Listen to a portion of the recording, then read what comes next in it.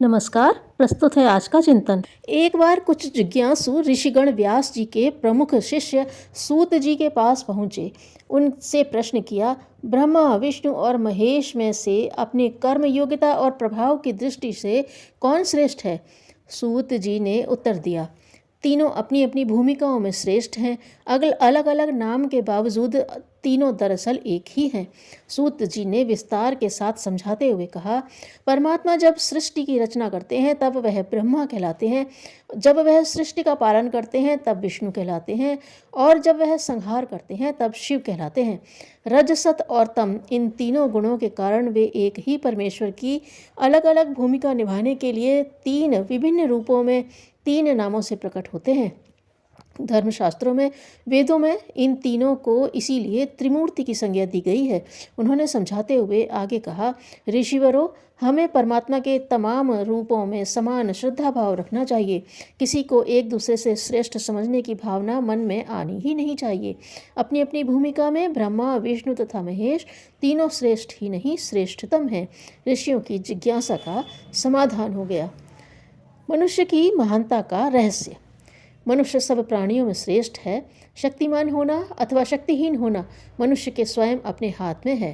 अपनी प्रत्येक आदत एवं वासना के ऊपर आप नियंत्रण पा सकते हैं, क्योंकि आप अनंत परमात्मा के एक अंश हैं और परमात्मा के बल के आगे ऐसा कुछ भी नहीं है जो टिक सके। अनेक मनुष्य हल्के प्रकार का जीवन इस प्रकार बिताते हैं जिसमें व्यक्ति स्वतंत्र होता ही नहीं है। क्या तुम्हें इस संसार में प्रभावशाली बनना है? यदि हाँ, तो आप अपने आप पर निर्भर रहो और स्वतंत्र बनने का प्रयत्न करो। अपने आप को साधारण मनुष्य मत समझो। हम गरीब हैं, हमसे क्या होगा, ऐसा मत कहो। यदि आप परमात्मा के ऊपर विश्वास रखकर लोगों की आलोचना से डरोगे नहीं, तो प्रभु अवश्य आपकी सहायता करेगा। यदि लोगों को खुश करने के लिए अपना जीवन बिताएंगे, तो लोगों से आप कदापि खुश नहीं रहेंगे, बल्कि जैसे जैसे आप उन्हें खुश रखने में लगेंगे, वैसे वैसे ही आप गुलाम बनते जाएंगे, वैसे वैसे ही आपसे उनकी मांग भी बढ़ती जाएगी। जो कोई स्वाभाविक रीति से अपनी सामर्थ्य का उपयोग करता है, वह निश्चित रूप से महान पुरुष है। जिन मनुष्यों को अपनी मूल शक्ति आत्मशक्ति का भान होता है, वे ओछे और बेकार काम करते हुए नहीं दिखाई देते। दूसरों को गंवार या विद्वेषी बताने की अपेक्षा यह अच्छा है कि आप स्वयं अपने आप को मिलनसार बनाएं। अनवरत प्रयास के बिना किसी के गले में विजय वैजंती नहीं पहनाई गई। जीवन संपदा का कण कण बचाना और उसे उपयुक्त प्रयोजनों में लगाना जीवन का मूल मंत्र है। जिसने शिष्टता और नम्रता नहीं सीखी, तो और बहुत कुछ सीखना भी व्यर्थ रहा।